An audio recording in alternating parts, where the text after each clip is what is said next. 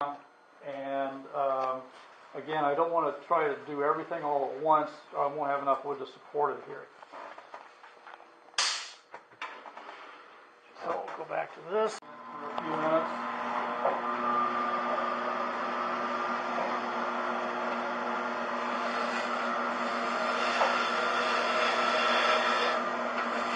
And as I start to turn this down here at this end,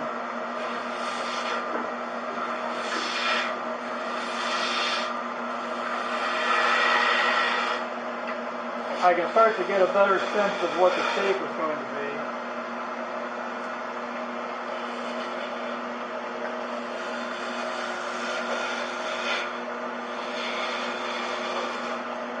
And I generally kind of go for this sort of a bullet shape, particularly on the bottom.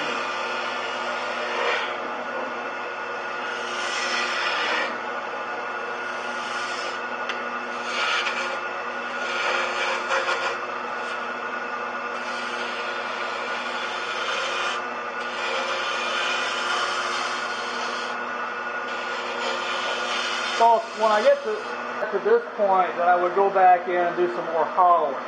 So I still have some heat down in here. And I'm still retaining this area here, just so I know where my hole is. But then I will continue to take this around.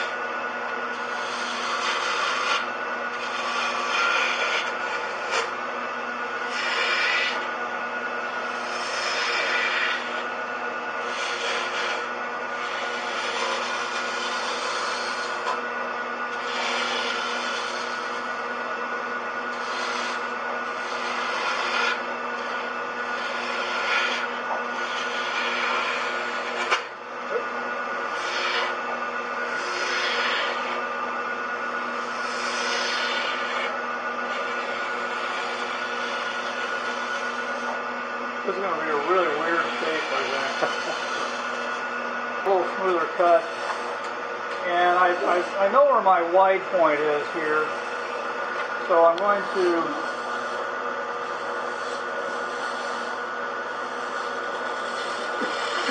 wow, this is really, really off. Good thing I've got those to show the way I really want it to look. So this is way, way off here. Now, is there something wrong with us if somebody like this shape there is in this shape? No, that means you have, you're very astute. That's what that means. And did you measure the depth of your 3/4 inch drill so that you're not going to get too well, big? I normally would, and I would like put an extension on it, or I would just work it down with the tool. That is a good point. And I can talk a little bit about my hollowing philosophy, if you will. A lot of turners want to get walls super, super thin. It's a point of pride. Somebody picks up that hollow form and it like almost floats away, and people are really surprised at that. That's really, really great. The majority of my work is not really designed to be handled much. You buy it, stick it on the wall or stick it on the shelf and admire it for the rest of your life. And that's pretty much it. So it doesn't get handled a lot. There is a certain expectation of weight with pieces, but my feeling on wall thickness in a hollow form, particularly where you can't stick your finger down in there, is that as long as it's thin enough that it's not going to crack the wood, and it does reduce the weight some, it doesn't have to be 2 millimeters thick, unless that's something you really want to do as like I say, as a point of pride that you can do that, because that's not easy. So my walls will probably be thicker than a lot of people, and I also actually want some more mass in the base, so that when these are hanging, there's not going to be a tendency for it to swing back and forth. And also, doesn't this fit your design philosophy that this is design driven, not technique? Yeah. Obviously, it's not technique driven. What's going here? But yeah, that is a very good point. But again, even when I'm doing these split bowls, I don't make the walls super thin either. On some pieces, like those little flying saucer ones, the walls are really thin. If you take, let me show you that picture.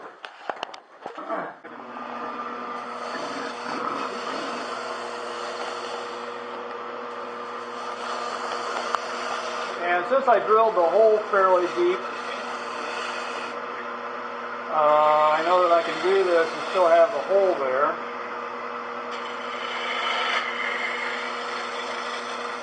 So now the shape is starting to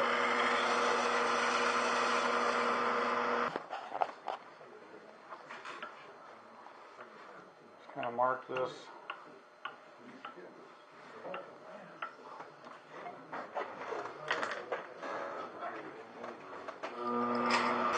As a guide to bring this down a little bit more.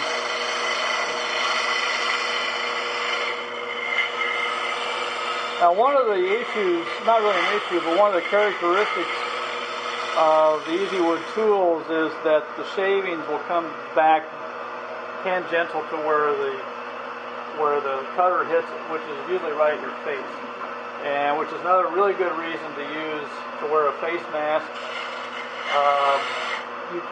They do make a shield that fits over this, but it gets banged up really quickly and cloudy.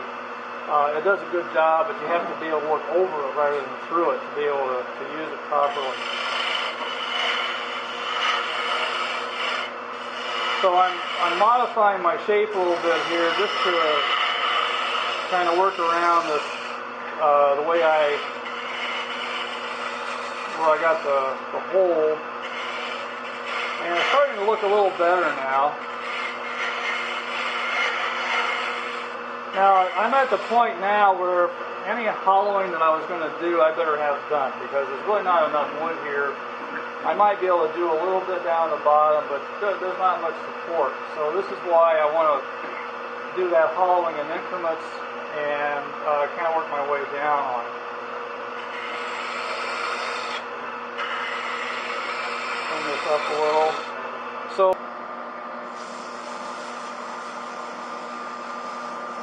what grit? This is 150. I generally start about 150, go up to maybe 400. All my work has a lacquer finish, and if I was going to use an oil finish, I would sand to a higher grit, but because of the lacquer, since the lacquer is a surface finish, then I can stop at a lower grit.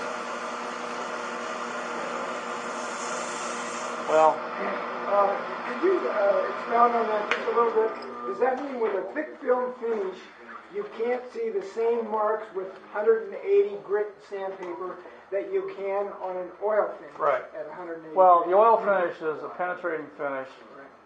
You still want to get rid of all the sanding scratches, but after a certain point, you can't see them really anywhere. But it's a lot of it's a question of how the feel.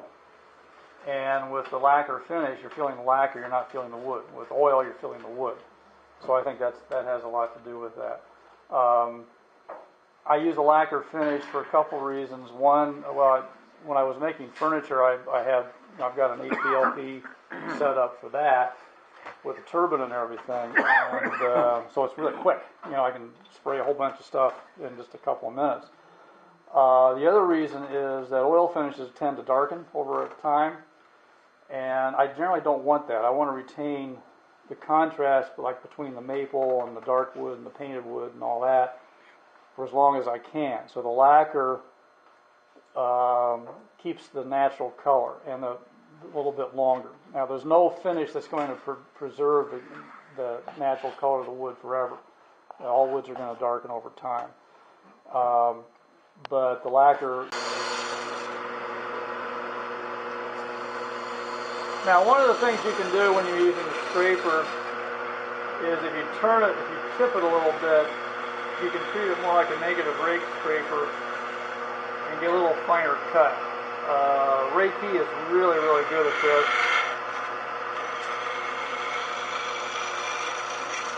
or if you just tip it down, you can kind of do the same thing.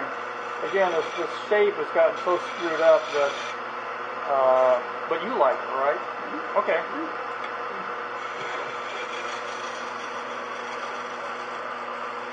And as you can see, I have kind of smoothed it out some, and I know that my wide point where the hole is right about there. So I'm just going to go ahead.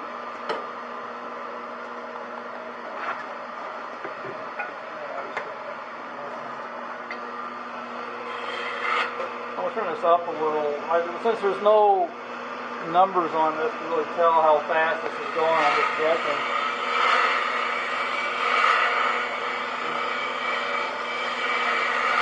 Now normally, I would have had my hole down farther, I would have made this longer.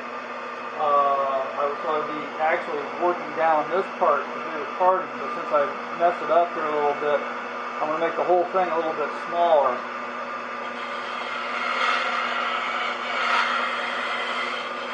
And again, by using this back and forth, I can control the cut a little bit more.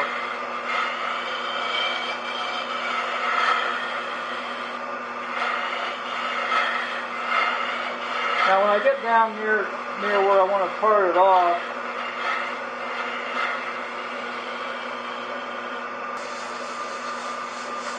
now normally you don't want to do this. You don't want to be standing with the tool rest this close. But I'm getting lazy because it's an extra step. Primary function was to be able to do like little codes and things. But it's not so much of a problem here, but I find it really handy if I'm getting down near the point or something.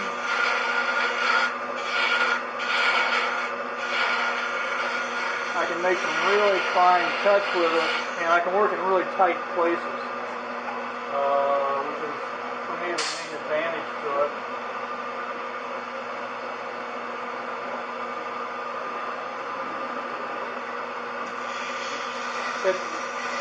This one has a little bit more of a learning curve than the other one, but not a whole lot. And one of the things I like to do is tip it a little bit so it's at an angle, so I'm really getting a good negative rake on it. Feels like it's a little loose.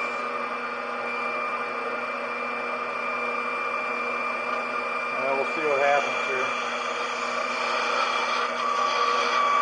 But I can find that I can get a little more control as I'm getting down to the point here. See, I'm not going all the way down just for the sake of time.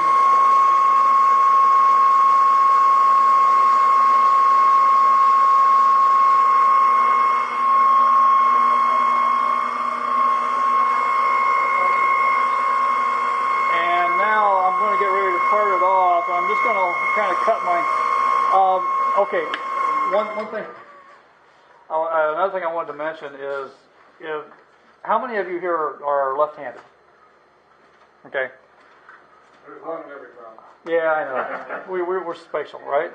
I'm very left-handed, and I have worked really hard to try to learn things, to do things right-handed. And wood turning, maybe more than almost any other woodworking thing, is being able to work with either hand. Being left-handed, it is really an advantage at the headstock end because I can go like this, I can hold the tool here, I can go like this, instead of trying to do like this. At the other end, doing stuff left-handed, trying to do like that, so it's easier to do it this way. So it's a really good idea. You don't have to try to become ambidextrous and equally good on both sides, but it's a good idea to learn how to use the tool with one hand or the other.